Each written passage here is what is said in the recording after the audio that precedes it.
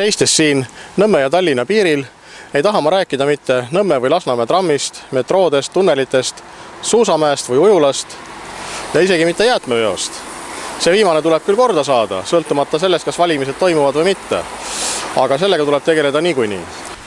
Tahan rääkida hoopis sellest, et minu eesmärgiks on anda omapoolne panus iseseisva Nõmme linnaõiguste taastamisele.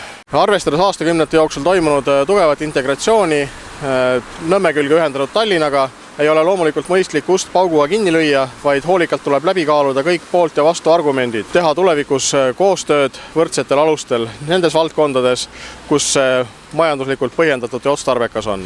Selle nimel kõlbavad kõik seaduslikud tegevused, olgu selleks kas või kandideerimine Tallinna volikogusse. Valituks osutudes on üheks olulisemaks ülesandeks läbi lõigata senine toiduahel. Mida saab teha, viies läbi audit Tallinna seni sõlmitud lepingute osas?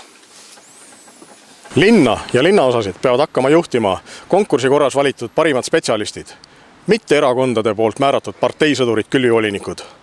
Vastutus tuleb tuua Vabaduse väljakult linnaosadesse, andes linnaosade halduskogudele reaalset otsustusõigust kogukonna asjade üle ja spetsialistidest linnaosavalitsuste ametnikud, kes vastu võetud otsuseid pädevalt ellu viivad.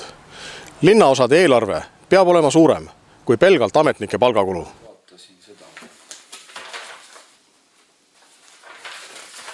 Vaatasin seda. Dialoog ja koostöö kogukondadega peab saama linnajuhtimise heaks tavaks. Olulised otsused ei tohi sündida kabineti vaikuses, vaid kogukonna arvamust arvestades. Siis ei juhtu enam niimoodi, et Valdeku tänava ja Kadaka puiestee remonti alustatakse vastu talve ja teed jäävad pikaks talveperioodiks suletuks. Samuti lastekoolitee saaks olema palju turvalisem, kui alates 1. septembrist suveunne suikunud jalakäijate foorid tööle pandaks koolide läheduses.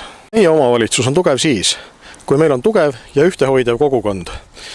Selleks tuleb igakülgselt toetada kodanikualgatusel põhinevaid ühisüritusi, alustades aastaringi toimuvatest teemaüritustest, näiteks Nõmme asumite vahelised spordivõistlused, kuni paljude soovides toimuvate kodukohvikute või töötubadeni välja. Tuletan meelde, et Valimisliidu Vaba Tallinna kodanikkandidaadid, kellede hulka kuulun ka mina, on oma mandaadis vabad, vastutades oma väljaütlemiste ja tegudega nende valijate ees, kes neid usaldasid. Kui olete minuga nõus, siis kohtume 15. oktoobril valimiskastide juures. Hakkame pihta!